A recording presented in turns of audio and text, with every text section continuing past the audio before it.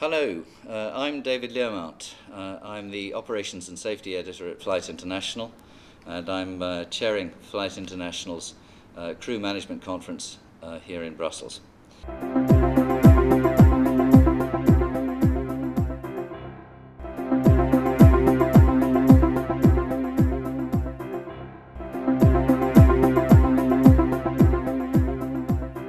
In a short time you're going to see a report on what the conference heard and argued about crew fatigue.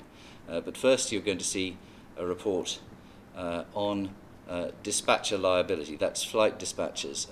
However, our conferences are never dull.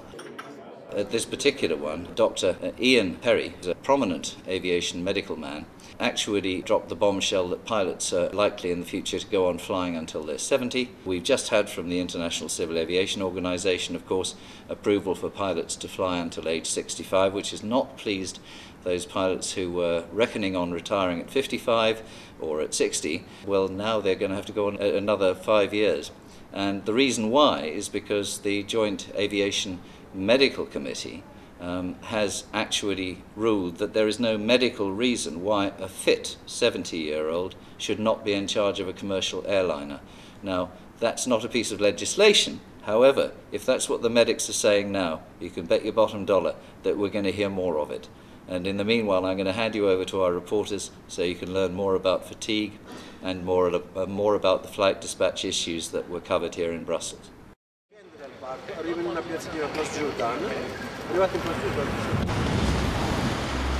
The European Parliament, here behind me, is just a stone's throw away from the conference venue. And one law that many of the delegates inside the conference hope one day will be debated here is a law bringing dispatch liability in line with the US. There, dispatchers have control legally over the aircraft from when it takes off to when it lands. In Europe, different airlines, different countries have different policies. Alan Rushmore explains where the problem lies. Basically, the U.S. system has a very structured system where there's a certified professional flight dispatcher who is responsible for pre-flight planning and in-flight monitoring, or flight watch as we call it. So the flight is planned professionally and the flight is monitored the entire route from beginning to end. Not all, but many European carriers use a computerized automated system which simply spits out the flight plans at the beginning of the day. They don't necessarily look out for hazardous weather. They don't necessarily look out for dynamic air traffic control issues or problems with the aircraft or crew minimums or things like that. It's computerized. So someone may push a button at 3 o'clock in the morning and they spit out the flight plans for the whole day for that operation. And we don't believe that's a very, very good practice to do. In the U.S., what happens is flight dispatchers look at all the operational environment prior to sending the flight plan. Any choke points for ATC, any hazardous weather, any aircraft problems, any payload problems, fuel problems, things like that. And they consider all those, and when they plan the route, plan the flight, select alternates, do all those things. Alternates are not selected automatically, they're selected by need. Well, compared to a computer flight, I mean, U.S. carriers and other countries that use this, and it's not just the U.S., China uses it, Canada uses it, Malaysia, UAE, etc. What they do is, though, when they see what the computer-generated route is, it'll always be the most efficient one. However, if there's hazardous weather, they can route the airplane around the hazardous weather. And that way the pilot is protected and the passengers are protected on a much more proactive basis. Ifalda believes a number of accidents in Europe are directly attributable to this lack of dispatch accountability.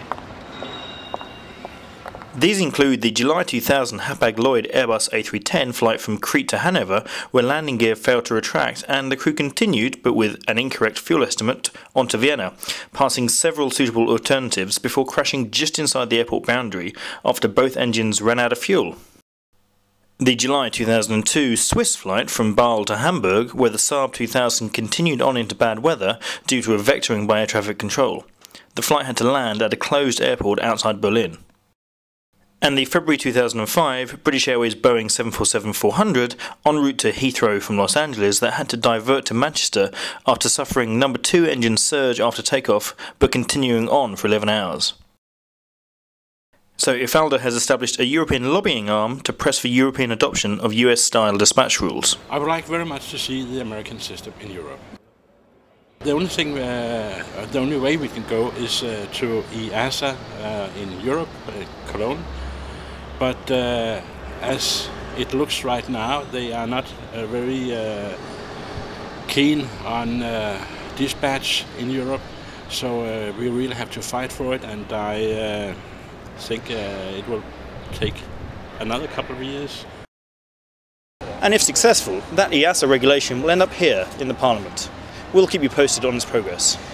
Now, back to David. Thank you, Justin, very much. And now we're going to move on to the subject of fatigue management. And Kelly's going to be reporting on that in a moment. We all hate driving in the dark, and it is worse when we're tired. So what about airline pilots? With low-cost carriers squeezing maximum hours from their crews and mainline carriers extending the range of their flights, are pilots being worked too hard? Delegates here at Flight International's Crew Management Conference have been debating pilot fatigue. As they filed out for coffee, one question was on their minds: who was to blame for increased pilot fatigue? For some, the answer was obvious. Well, unfortunately, management is to blame in the end for fatigue. There are hundreds of reasons, things that contribute to fatigue. Obviously, a pilot is a long way away from his base, family problems, things like that. But the management must take that into consideration when sorting rostering out, and making provision for not letting the pilots get into sleep deficit. Concerned about safety, authorities around the world have for a long time imposed legal limits on how long and how often pilots can fly. Pilots' unions spoke about new flight time limitations being introduced and how they may not solve Europe's pilot fatigue problem. Flight time limitations are the rules that govern how long a person can fly for, how many hours he can do in a week or a month, and also how that work is put together. So whether he flies a long day flight or maybe a night flight, the rest periods that he's allowed to do. So it's governing basically how a person works who flies. The main aspects that are covered in detail are the allowable time that a person can be on a flight time duty, the rest periods, the ability for the operator to use an extension, some airport standby regulations, and the ability for the commander to use discretion. Key problems are all the holes. A lot of the document is being made as a political compromise, so where somebody has said a flight time duty should only be 12 hours, somebody else has said it should be 14. So they've come to a middle point of 13 under no scientific basis. The aim of the new regulation is to provide a minimum level of safety standards in terms of flight time limitations for all European countries, and to make sure that fatigue is managed across Europe in a sustainable manner. Some airlines realise it is not only the total number of hours that a pilot spends in the cockpit, but how the pilot is rostered that makes the difference. EasyJet has managed to significantly reduce its fatigue-related incidents while fully utilising their pilots. I chatted to the airline's safety director. Well, when we started the research some 4 years ago, we were operating a fixed pattern rostering system. It was known as 6 and 3. We worked 3 early flights and then 3 late flights. The difference between them was around about 8 hours. So that created a difficulty when we actually analysed it using empirical data off our aircraft by looking at what the aircraft had done on a number of occasions, the flight data monitoring system. It showed us that that particular shift between the beginning of the week and the end of the week, there was quite a spike in safety-related activity around about the midweek session. So using that, we made a number of changes to our original 6 and 3 roster pattern. And that reduced the size of the issues, but it didn't get away from the core trend that was being shown on that circadian shift between the 3 early turns and the 3 late turns. During the first part of the study, we had not made any changes to the rostering pattern, and we were working strictly within the FTL guidelines as laid down by the Civil Aviation Authority. What the data showed us is that on day 4 there was a spike in safety-related activity which caused us concern. And then on days 5 and 6, that threat reduced, but the size of the incident was slightly larger. It didn't mean to say that passengers were put at risk or any of that. It was concerns that were being raised from monitoring equipment that's on the aircraft.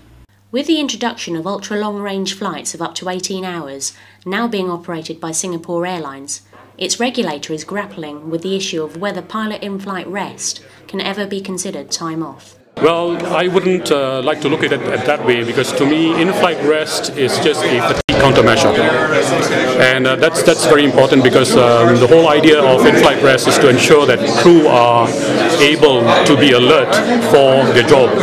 And when the crew breaks off and does any form of in-flight rest, whether it's in the seat or in the bunk, the whole idea is to make sure that his alertness level comes back to a point where he can continue with the flight safely.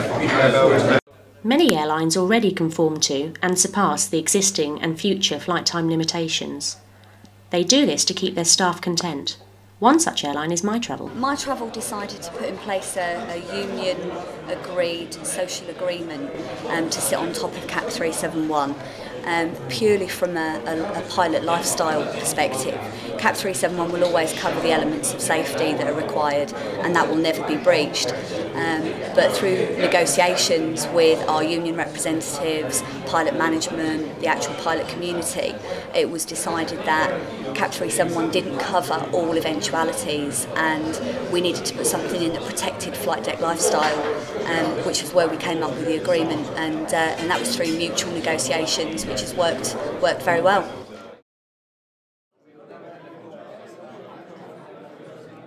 At the end of day one, coffee was replaced by something a little stronger, stimulating the debate further on crew fatigue.